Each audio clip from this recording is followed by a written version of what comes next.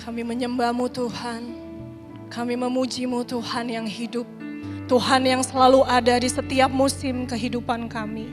Kami mengucap syukur Tuhan, kalau sampai hari ini kami ada sebagaimana kami ada, itu karena kasih dan anugerah Tuhan yang nyata buat kami. Terima kasih Tuhan, kami percaya Engkau hadir bersama-sama dengan kami. Kami percaya Roh Kudus Engkau ada di setiap hati kami. Sehingga ketika kami mendengar firman-Mu, kami boleh mendengarnya Tuhan seperti seorang murid yang mau diajar Tuhan. Berikan kami telinga yang mau mendengar, hati yang mau dibentuk sesuai dan serupa dengan Engkau. Tuhan, hamba-Mu terbatas, tapi biarlah Engkau yang berbicara buat setiap kami. Berikan kami pengertian yang benar Tuhan. Dan selaraskan isi hati kami dengan apa yang menjadi kehendak-Mu buat kami. Terima kasih Tuhan, kami percaya firman yang diperdengarkan bukanlah firman yang sia-sia, tapi itu boleh bertumbuh dan berbuah lebat dalam kehidupan kami.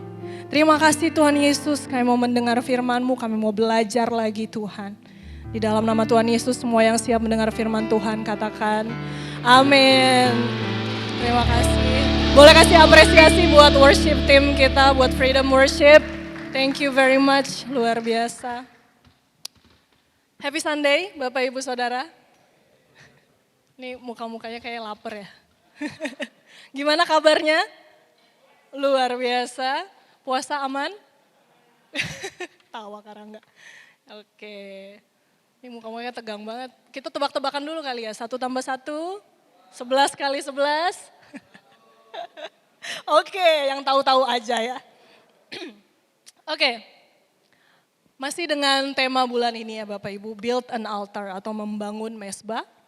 Hari ini saya mau membagikan mengenai daily altar. Saya tambahin di situ, an act of the heart. Tuh, gitu ya. Nah, waktu saya mempersiapkan ini, saya ketemu satu studi yang menarik.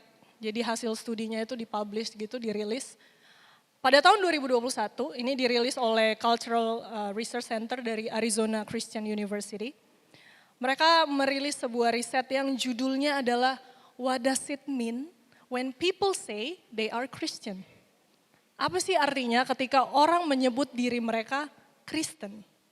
Menarik nih. Nah, dalam riset itu orang Kristen diklasifikasikan ke dalam 5 spektrum Bapak Ibu. Jadi yang pertama tuh mereka yang bilang, oh ya gue Christian aja, orang Kristen. Yang kedua ada yang bilang, oh Kristen yang sudah lahir baru. Terus ada juga yang mengkategorikan dirinya Kristen Injili. Ada juga yang bilang orang yang lahir baru secara teologis. Dan yang terakhir murid Kristus, integrated disciple. Gitu, yang benar-benar mengintegrasikan pandangan hidup Alkitabiah di dalam kehidupan sehari-hari. Tapi yang menarik, nanti saya spill di belakang ya lengkapnya. Tapi yang menarik adalah temuan utamanya tuh buat saya cukup, kalau orang bilang membagongkan gitu. Karena ternyata dari kelompok yang mengkategorikan diri mereka itu Kristen, jadi dari populasi Amerika, ini studinya di Amerika ya, dari populasi Amerika yang mengkategorikan dirinya Kristen itu kan lebih sedikit. Nah ternyata dari kategori itu hanya 9% dari mereka yang menyebut diri Kristen yang benar-benar memiliki biblical worldview atau punya pandangan hidup yang sesuai firman Tuhan. Artinya apa? Enggak semua orang Kristen hidup dan berpikir berdasarkan kebenaran firman. Sangat disayangkan, unfortunately. Nah, kenyataan ini nggak berhenti di sana. Di 2025 mereka merilis lagi studi, emang agak berbeda, tapi juga menarik nih. Studi lanjutannya itu menunjukkan bahwa meskipun, ini kan kita tahu kalau di Amerika itu kan banyak kan Kristen gitu ya, orang yang mengenal, yang ke gereja lah gitu. Nah, walaupun ada 2/3 warga US mengidentifikasi diri sebagai Kristen, mayoritas orang dewasa itu tuh justru menolak ajaran-ajaran inti kekristenan. Jadi mereka malah lebih cenderung mengadopsi campuran keyakinan dari berbagai pandangan dunia. Jadi mungkin mereka, oh gue gereja nih, oke percaya Tuhan Yesus. Tapi kalau ada pandangan-pandangan dunia lain yang bisa dianggap mendukung kehidupan mereka, mereka percaya juga. Jadi mix gitu, gak jelas. Nah makanya ada fenomena yang namanya sinkretisme. Dan itu tuh jadi pandangan, disayangkan lagi menjadi pandangan dunia dominan bagi sekitar 92% orang dewasa. 92% of adults. Gitu. Jadi cuma hanya sekitar 4% yang benar-benar ya berjalan sesuai firman Tuhan, percaya Tuhan 100% gitu. Dan ini potret nyata Bapak Ibu. Mungkin ini bisa dibilang, oh ini studinya di Amerika sana lah, jauh lah. Emang saya cari juga yang Asia sama Indonesia gak ketemu. Tapi ini tuh gambaran bagaimana kehidupan kita tuh sekarang ini di era yang semakin secara teknologi semakin terkoneksi, semakin terpapar banyak hal. Yang dulunya gak tahu taste yang lain, kita akhirnya jadi kayak, oh ada ya filosofi ini, oh si ini bilang itu, oh si artis ini bilang gini gitu. Jadi dan yang mengerikan lagi bahkan campuran-campuran ini, distorsi ini tuh ada di lingkungan kekristenan. Kalau orang yang gak kenal Tuhan mungkin kita kayak, oh ya udahlah wajar mereka coba ambil pandangan ini. Tapi ternyata di orang yang bilang dia Kristen aja begitu gitu. Nah, hal ini menurut saya sejalan juga dengan sebuah kutipan gitu. Kutipan yang berbunyi, when a person cannot find a deep sense of meaning, they distract themselves with pleasure. Jadi ketika seseorang kayak gak dapat makna mendalam dari hidupnya, dia mulai shift gitu, mulai kayak mengalihkan pandangannya ke hal-hal yang buat dia seneng, kenyamanan gitu. Jadi kutipan ini saya percaya seakan menjelaskan mengapa begitu banyak orang, termasuk orang Kristen, ketika mereka merasa kehilangan kedalaman makna atau yang di dalam hati mereka tuh kayak gue kerja tapi kok kayak ya udah kayak robot aja, 9 to 5 aja, sibuk sih tapi kayak apa ya makna kehidupan ini, apa ya tujuan hidup ini gitu. Yang tersisa akhirnya hanyalah bentuk tradisi dan identitas luar aja. Oh ya udah gue 9 to 5 kerja Senin sampai Jumat atau Senin sampai Sabtu, yang penting minggunya gereja. Yang penting minggunya ada nama di jadwal pelayanan Grateful for You. Gitu. Sedih banget gitu kan. Kemudian kecenderungan manusia adalah secara naluri, Bapak Ibu Saudara, kita tuh akan mencari pengganti. Kan udah gak, rasanya kayak gak bermakna lah hidup gitu, kayak kurang gitu, akhirnya cari pengganti. Tapi kebanyakan, ya kita bisa lah self-reflect masing-masing. Kebanyakan kita cari penggantinya tuh dalam bentuk bukan kebenaran, tapi kesenangan, pleasure. Bukan kepada firman, melainkan kepada apa yang rasanya nyaman buat hidup aku. Nyaman nih buat hidup saya, gak cuma nyaman, cepat. Ya kan, semua serba cepat sekarang. Dan memuaskan, satisfying, ya kan, self-satisfying gitu. Dan di titik inilah Bapak Ibu Saudara saya mau bilang kebenaran Alkitab tuh mulai dinegosiasikan. Mulai kayak disesuaikan, bahkan dicampur dengan pandangan-pandangan dunia yang lain. Selama rasanya itu tidak mengganggu kenyamanan hidup. Itu kenyataan the world we live in right now gitu. Padahal tanpa sadar saya mau bilang juga bahwa kita tuh sedang ketika kita ada di dalam kondisi itu, kita sedang membiarkan kekosongan yang ada dalam hati kita semakin lebar. Padahal kekosongan itu hanya bisa diisi oleh Tuhan. Oleh karena itu hari ini saya mau bicara tentang yang tadi saya bilang, daily altar, act of the heart. Mesbah harian atau mesbah pribadi kita yang menurut saya begitu penting ketika kita membangun mesbah itu dengan benar. Ya kita mungkin Bapak Ibu Saudara udah capek dengar build an altar gitu 1 bulan ini.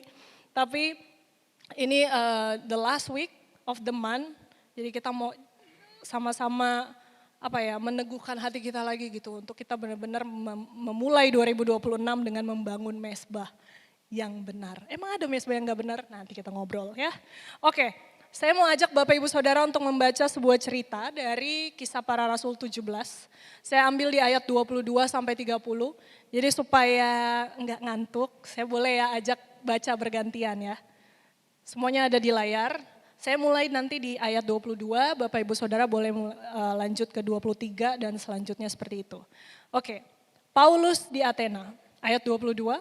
Paulus pergi berdiri di atas Areopagus dan berkata, "Hai orang-orang Athena, aku lihat bahwa dalam segala hal kamu sangat beribadah kepada dewa-dewa." Ayat 24, Allah yang telah menjadikan bumi dan segala isinya, Ia yang adalah Tuhan atas langit dan bumi, tidak diam dalam kuil-kuil buatan tangan manusia. Ayat 26, dari satu orang saja Ia telah menjadikan semua bangsa dan umat manusia untuk mendiami seluruh muka bumi, dan Ia telah menentukan musim-musim bagi mereka dan batas-batas kediaman mereka. Ayat 28, sebab di dalam Dia kita hidup, kita bergerak, kita ada, seperti yang telah juga dikatakan oleh pujangga-pujanggamu, sebab kita ini dari keturunan Allah juga. Ayat 30, dengan tidak memandang lagi zaman kebodohan, maka sekarang Allah memberitakan kepada manusia bahwa di mana-mana semua mereka harus bertobat. Nah, kisah ini berbicara tentang perjalanan penginjilannya Rasul Paulus. Kalau dibaca tuh di Kisah Para Rasul yang agak ke belakang-belakangnya dikit, ini tuh bicara Paulus tuh lagi roadshow penginjilan gitu Bapak Ibu. Nah akhirnya dia tiba di Athena. Dan saudara tahu Athena? Tahu lah ya, Greece gitu kan. Mungkin kalau pernah dengar anak-anak filsafat pernah dengar Plato ya, Socrates, Aristoteles, ya mereka tuh dari Athena. Berarti dan katanya Athena itu adalah kota kelahiran filsafat dan demokrasi. Wow. Jadi orang-orang pinter sebenarnya Bapak Ibu di sana. Nah, di Athena ini saya sedikit recap ya. Jadi Paulus tuh ngerasa sedih sekali karena melihat bagaimana Athena tuh dipenuhi dengan kayak berhala-berhala pemujaan-pemujaan gitu. Jadi ada patung-patung banyak, bahkan mungkin sampai sekarang kali ya kalau ke sana.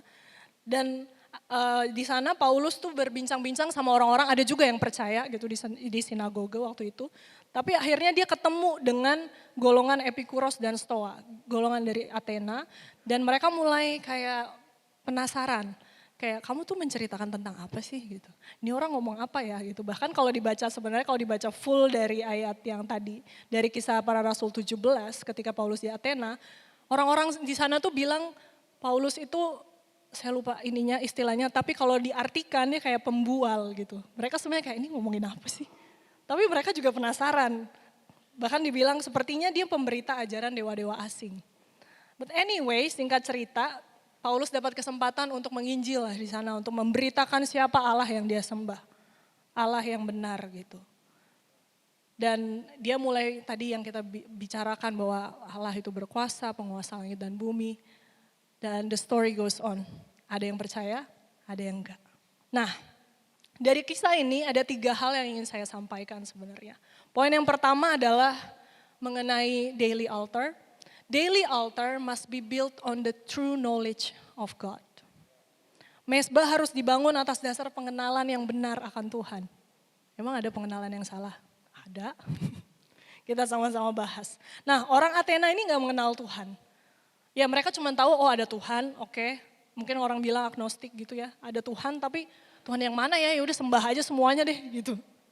Tapi mereka tuh membangun patung berhala, barang-barang pujaan, sampai mereka tuh juga membangun mezbah yang mereka sembah, yang ada tulisannya kepada Allah yang tidak dikenal. Tapi mereka bangun mezbah loh gitu. Kenapa? Karena mereka mengambil konsep Tuhan menurut pengetahuan mereka. Mereka mengamini bahwa ada sesosok yang harusnya lebih besar dari manusia, yang memberikan rasa aman, yang bisa jawab doa, kalau kita butuh dia kasih, gitu. Dan yang perlu disembah, makanya mereka bangun mezbah, tapi kagak tahu ini siapa ya Tuhannya, ya udahlah gitu. Jadi saya mau bilang, sadly bangun mezbah ya bisa-bisa aja Bapak Ibu. Orang lihat kita doa gitu, kita nyanyi, kita rajin ikut kegiatan gereja, tapi kita gak kenal siapa Tuhan. Siapa sih Tuhan yang kita sembah? Tuhan yang seperti apa sih yang kita sembah tuh kadang blur gitu. Mungkin kita gak seperti orang-orang Athena ya, golongan-golongan yang tadi saya sebut. Tapi mungkin dalam kehidupan kekristenan kita itu kayak menaruh Tuhan seperti jimat kecil yang ditaruh di kantong. Tugasnya adalah ngejagain semua hal yang baik dalam hidup saya gak boleh hilang. Harta nggak boleh berkurang, nggak boleh kena layoff, nggak boleh apa lagi ya. Jangan sampai reputasi saya hancur, ditaruh aja disimpan gitu di sini. Ibadah sih hari Minggu, even mungkin pelayanan, tapi ya nggak kenal siapa Tuhan. Taunya lagunya doang, taunya oh kalau ayat hafalan yang ini kayak tahu deh tahu, tapi tidak mengejar pengenalan itu. Gitu. Atau bisa aja kita juga orang, saya ngomong ke diri saya sendiri juga, mungkin kita membangun mesbah-mesbah yang lain. Kita kayak punya senjata cadangan gitu Bapak Ibu Saudara. Jadi kalau yang satu ini, misalnya Tuhan yang ini, gue doa nih seminggu gak dikasih jawaban, kita mungkin cari cara lain kali ya. Gitu. Ngandelin yang lain kali ya. Sama kayak orang-orang di Athena, makanya dia banyak tuh kalau jalan ke sana mungkin kalau ngebayangin Paulus dia jalan tuh patung-patung semua. Jadi kalau yang ini mungkin kita doanya ini, kalau yang ini, kalau enggak works mungkin yang ini gitu. Nah, saya mengutip satu kutipan yang menurut saya cukup keras, tapi buat saya ini saya mau bagiin aja. John Calvin pernah bilang, the human heart is the factory of idols. Sangat disayangkan again. Mungkin orang modern banyak yang udah gak nyembah patung ya. Udah gak bersujud menyembah pohon gitu, walaupun mungkin di daerah-daerah kecil mungkin masih ada. Atau dewa gitu di depan altar mereka. Tapi berhala zaman sekarang tuh bisa aja kayak harta ya, kenyamanan, keamanan, barang-barang mewah, hubungan, hawa nafsu. Dan lain sebagainya, you name it, banyak banget. Gambaran ini tuh relevan dengan kehidupan kita hari-hari ini Bapak Ibu. Banyak orang membangun mesbah, tapi mesbah itu terbentuk dari apa yang paling diandalkan. Untuk apa? Untuk dapat rasa aman, untuk dapat makna, dan untuk kasih identitas. Contohnya ya tadi, pekerjaan, relasi, pencapaian, uang, atau bahkan aktivitas rohani. Ya gue gereja, gue setiap hari Minggu pelayanan gak pernah absen. Itu kenapa ya, aktivitas rohani aja. Biar orang lihat aku ada agamanya gitu. Biar orang lihat aku beraktivitas secara rohani. Yang paling sering saya dengar dari lingkungan sekitar saya, ya yang rohani dan gak rohani harus balance. Balance gimana bro? Justru harusnya yang benar itu harusnya mengontrol Jesus at the center. Kalau kayak gitu gimana balance? Ya kan, gak bisa berjalan bersamaan. Atau mungkin juga kita tipe orang yang selama ini tuh berusaha mengambil konsep Tuhan dari pengertian-pengertian dunia. Atau mungkin malah kepercayaan yang lain. Oh Tuhan itu berkuasa, dia senang disembah, dia senang dikasih persembahan, dia senang dibangunin tempat yang megah supaya orang ketemu dia dan dia di situ akan bertahta memberkati kita. Gitu. Oh Tuhan tuh harus dikasih dulu. Jadi kayak diumpan gitu loh, ada umpannya. Dikasih, kalau kita kasih 10.000, ntar dilipat gandain jadi 100.000. Which one? Yang mana? Makanya Paulus menegaskan di ayat 24, ayat 25. Dia bilang Allah yang telah menjadikan bumi dan segala isinya, Ia yang adalah Tuhan atas langit dan bumi, tidak diam dalam kuil-kuil buatan tangan manusia.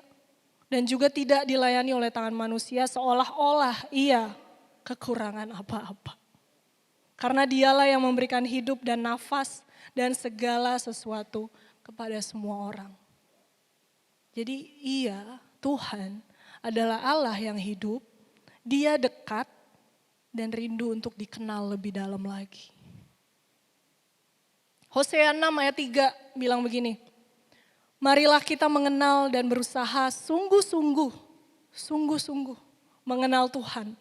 Ia pasti muncul seperti fajar, ia akan datang kepada kita seperti hujan pada akhir musim yang mengairi bumi. Ia pasti muncul seperti fajar, bukan fajar sad boy. Ya, ini gambar, tegang banget habisnya. Ini gambaran fajar tuh gambaran apa? Gambaran kepastian Bapak Ibu Saudara. Gambaran kalau ini tuh gak mungkin gagal. Dia hadir gak bakal gagal. Emang kita pernah gitu kita maksa matahari buat terbit? Enggak. Walaupun hujan badai, langit abu-abu, mataharinya ada cuma ketutupan doang. Dia gak pernah telat terbit. Dia pasti datang tepat pada waktunya. Nah, seperti hujan di akhir musim. Ini adalah hujan yang penting bagi pertumbuhan tanaman yang saya tahu. Tanpa hujan ini, panen tuh bisa gagal. Nah, sama kayak kita, tanpa Tuhan kita nggak bisa bertumbuh, kita nggak bisa berbuah. Gitu. Saya percaya ketika kita punya pengenalan yang benar ya Bapak Ibu Saudara, yang benar, kita terus mencari, kita terus mengejar pengenalan itu, kita akan punya dependence atau ketergantungan akan Tuhan. Karena apa? Karena siapa dia, karena karakter dia. Gak sampai di situ, tapi iman kita juga akan terus bertumbuh dan menghasilkan pengharapan. Pengharapan yang pasti muncul seperti fajar dan hujan akhir musim. Saya percaya, saya mau bilang bahwa mesbah yang sejati lahir dari pengenalan yang benar, bukan sekedar emosi, tradisi, atau rutinitas rohani.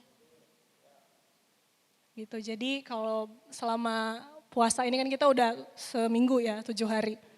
Mungkin kita kayak yang penting ticking off the list. Ada bangun mesbah, udah kelar gitu. Tapi ayo kita sama-sama reflect lagi, apakah ini adalah suatu mesbah yang lahir dari pengenalan kita atau enggak. Pengenalan yang benar akan Tuhan. Nah, poin yang kedua, saya mau bilang bahwa daily altar points us toward repentance. Mesbah kita mengarahkan kita kepada pertobatan seharusnya. Saya percaya mesbah bukan tempat untuk kita membuktikan kesalehan kita, melainkan ruang di mana kita membiarkan Tuhan untuk meluruskan arah hati kita. Bukan untuk kayak, gimana udah ini belum, udah baca renungan, udah doa berapa jam? Ngebanding-bandingin gitu kayak supaya kelihatan lebih saleh, enggak. Tapi mesbah itu adalah ruang di mana kita membiarkan Tuhan untuk meluruskan arah hati kita. Nah, pertobatan atau metanoia berarti perubahan pikiran dan arah hidup. Jadi dibedain ya, maksudnya ini tuh harus ada perubahan, ada transformasi, bukan sekedar penyesalan atas dosa. Hari Jumat, Sabtunya udah ada jadwal pelayanan, Minggunya latihan dan pelayanan, Jumatnya bertobat. Habis hari Minggu, Senin, gak usah Senin, Minggu malam, udah melakukan lagi. Nyesel, terus habis itu bertobat lagi, nyesel, habis itu tobat lagi. Enggak kayak gitu. Harus ada turning point. Turning point itu bicara soal berpaling dari dosa, dari pemerintahan diri sendiri, dan dari sandaran-sandaran palsu. Atau berbalik, berbalik kepada Tuhan. Pertobatan itu selalu dimulai dari dalam, dari hati. Namun hasilnya harus nyata dalam kehidupan yang diarahkan ulang sepenuhnya kepada Tuhan. Artinya ketika kita membangun mesbah harian kita juga perlu melepaskan hal-hal yang selama ini kita pegang erat Bapak Ibu Saudara. Karena itu ketika kita datang ke mesbah setiap hari, kita harusnya menyadari bahwa ini tuh kita harus membuka diri untuk pekerjaan Roh Kudus untuk menyingkapkan apa yang perlu dilepaskan dan apa yang perlu ditundukkan dalam hidup kita. Kadang mungkin kita, ya saya juga pasti penuh dengan flaws. Berdoa kadang isinya checklist, Tuhan wishlist hari ini, A, B, C, D. Gitu. Tapi kita lupa bertanya gitu, Tuhan apa sih sebenarnya yang perlu aku lepaskan? Apa sih yang perlu ditundukin? Mungkin ada yang perlu diperbaiki dalam kehidupanku gitu. Yesus berkata di Lukas 9 ayat 23, setiap orang yang mau mengikut aku, ia harus menyangkal dirinya, memikul salibnya setiap hari dan mengikut aku. Memikul salib adalah perwujudan pertobatan yang sekali, 2 kali, enggak, terus menerus. Setiap hari. Menyangkal diri gitu kan. Mungkin melepaskan apa yang selama ini buat kita kayaknya udah nyaman banget gitu. Tapi ternyata gak sesuai kebenaran. Dan belajar menundukkan hidup di bawah otoritas Kristus. Ya tadi kayak saya sudah bilang ya, kita udah dengar banyak soal altar bulan ini dan juga di renungan kita selama 21 hari ke depan yang bicara tentang pengorbanan, bicaranya dan kalau kita baca lagi gitu kan, kalau di perjanjian lama pengorbanannya itu dalam bentuk korban bakaran. Tapi kalau kita bicara hari ini, kita bicara tentang pengorbanan atau living sacrifice, persembahan yang hidup, yaitu hidup kita, tubuh kita, semuanya. Roma 12 ayat 1, saya rasa semua juga udah hafal ayat ini. Supaya kamu mempersembahkan tubuhmu sebagai persembahan yang hidup, yang kudus, dan yang berkenan kepada Allah. Firman Tuhan bilang, itu adalah ibadahmu yang sejati. Saya mau tambahin lagi 2 Petrus 3 ayat 8 sampai 9. Saya bacain untuk Bapak Ibu Saudara. Akan tetapi saudara-saudaraku yang kekasih, ini tolong di highlight. Yang satu ini tidak boleh kamu lupakan. Artinya penting, mendasar. Yaitu bahwa di hadapan Tuhan 1 hari sama seperti 1000 tahun dan 1000 tahun sama seperti 1 hari. Artinya apa? Waktu Tuhan yang terbaik. Tuhan tidak lalai menepati janjinya. Sekalipun ada orang yang menganggapnya sebagai kelalaian. Apakah itu kita Bapak Ibu? Lalai ini Tuhan, gak on time. Tetapi Ia sabar terhadap kamu karena Ia menghendaki supaya jangan ada yang binasa. Melainkan supaya semua orang berbalik dan bertobat. Kita mungkin sering lupa hal yang mendasar ini gitu. Kita sibuk aja, kita klaim janji Tuhan hari ini. Sibuk mempertanyakan banyak hal mungkin sama Tuhan. Atau merasa kayak, ini khotbahnya Tuhan mau datang tapi Tuhan gak datang-datang, suka-suka gue aja lah gitu. Hidupnya ya udahlah, my life, my adventure gitu. Tapi Alkitab bilang, iya memang Tuhan sabar terhadap kita semua. Tapi yang Ia kehendaki adalah berbalik dan bertobat.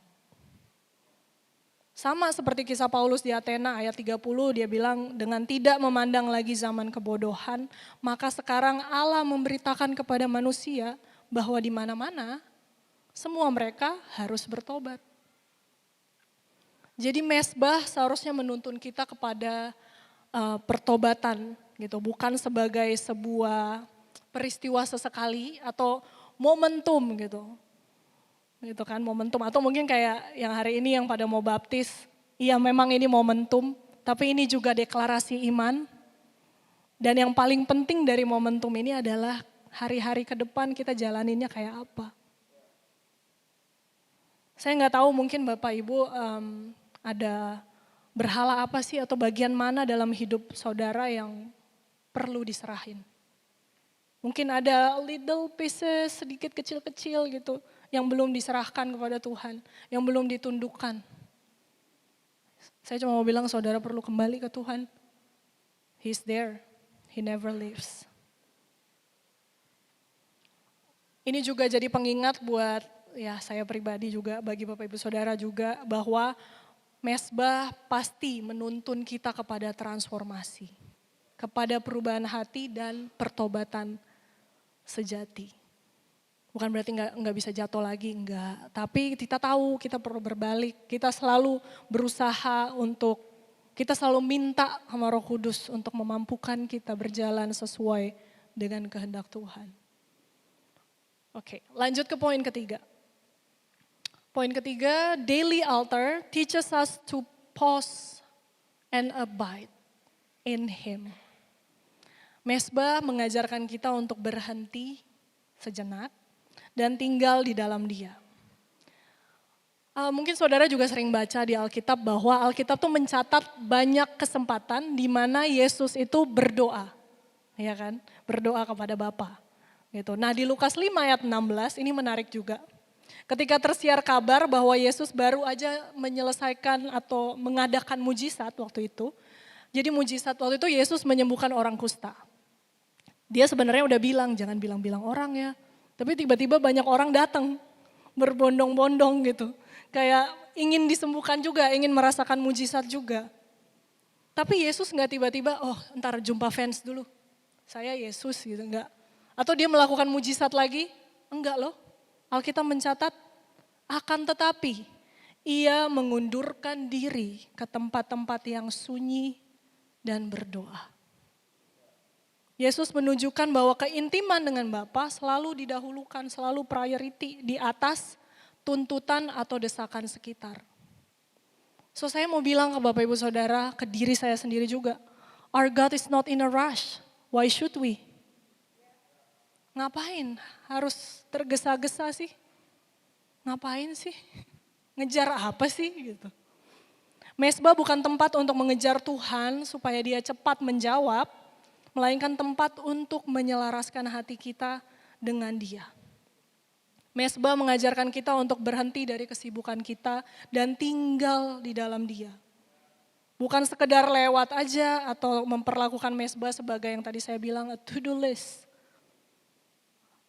Bukan juga berarti berhenti dan tidak mengerjakan apa-apa.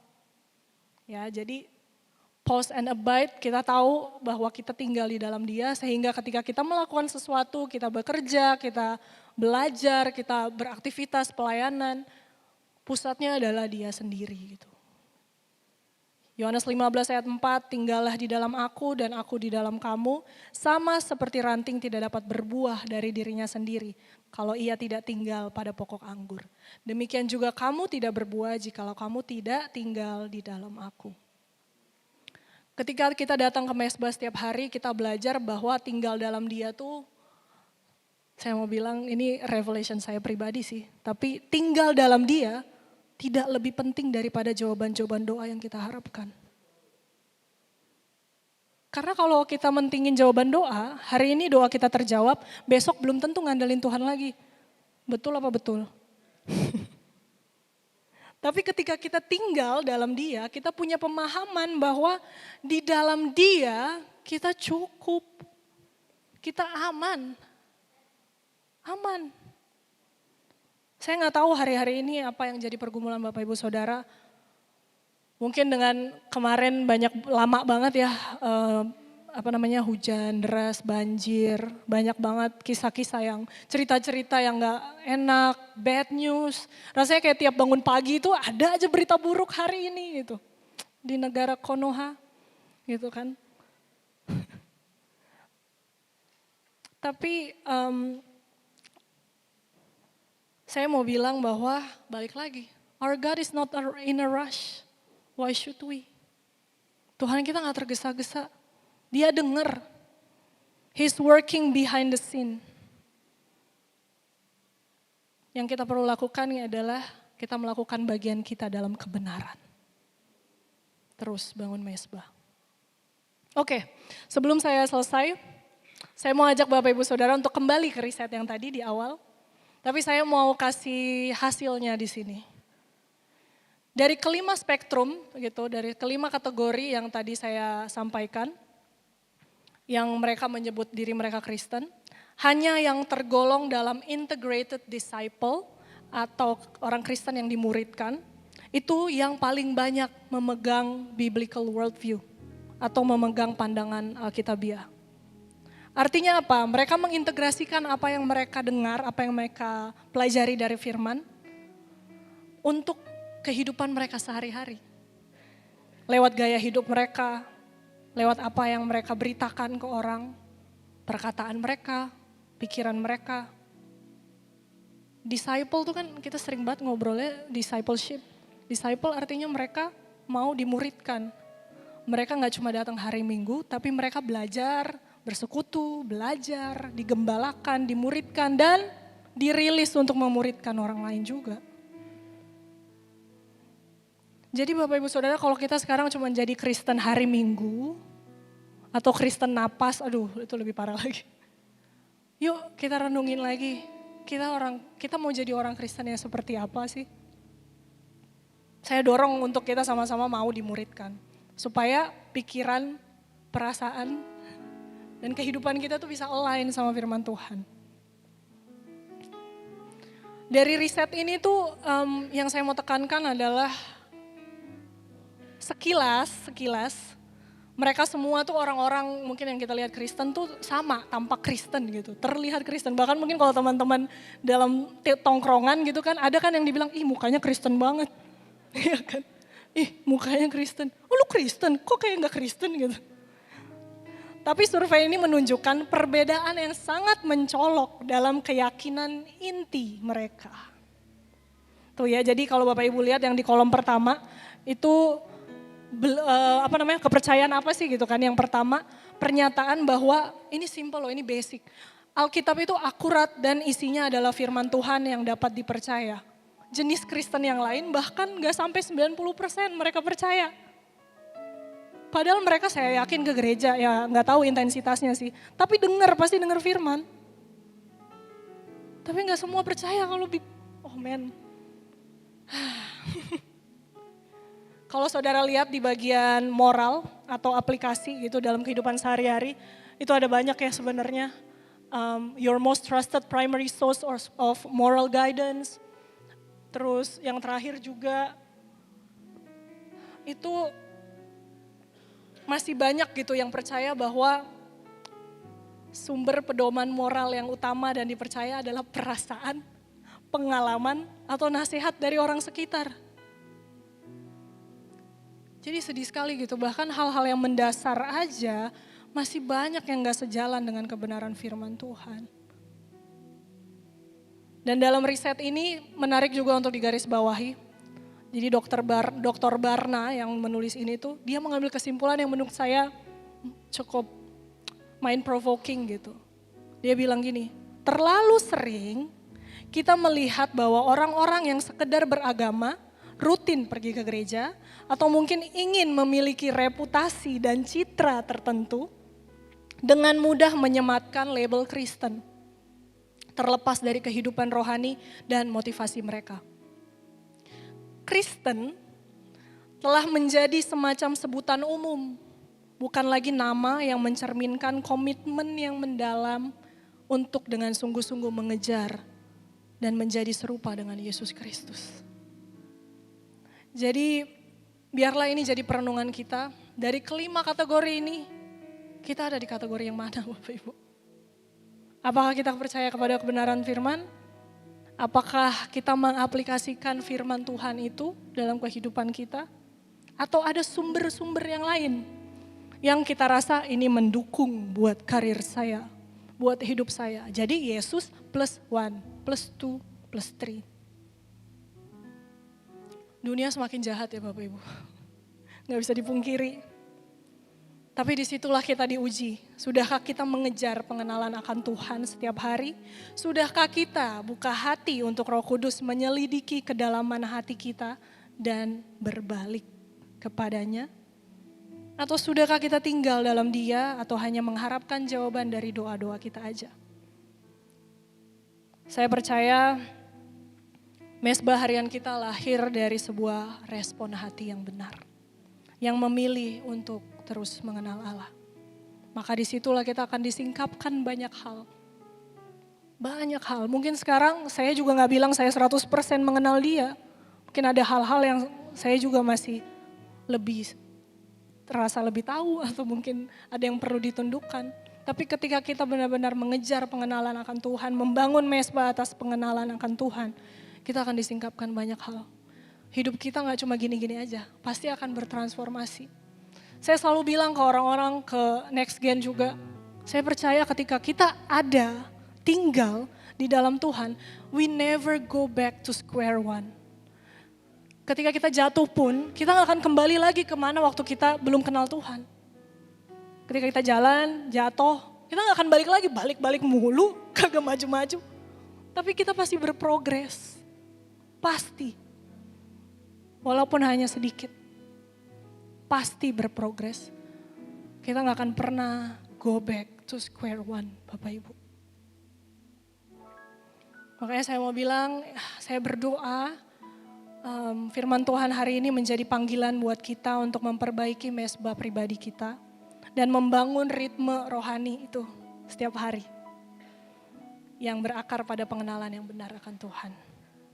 Sebuah ritme yang menuntun kita kepada pertobatan daily, setiap hari. dan pilihan yang terus-menerus untuk menanggalkan berhala-berhala dalam hidup kita.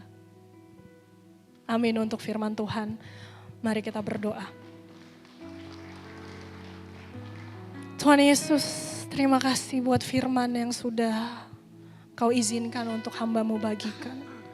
Hamba-Mu udah selesai, tapi aku berdoa Roh Kudus bekerja untuk setiap hati. Engkau menuntun setiap kami Tuhan. Kalau ada hal-hal yang perlu kami lepaskan, kalau ada hal-hal yang perlu kami taruh itu kembali kepada Tuhan. Ajar kami untuk peka Tuhan dan mau melakukannya. Reveal yourself to us, oh Lord. Berikan kami pengertian-pengertian yang benar setiap hari. Biar firman-Mu itu boleh terus tinggal menjadi kehidupan buat kami. Dan kami juga boleh menjadi berkat, menjadi terang, menjadi dampak buat orang-orang di sekitar kami. Sehingga mereka juga bisa mengenal Engkau sebagai Tuhan yang hidup. Terima kasih Tuhan Yesus, kami mengucap syukur dan berdoa. Amin.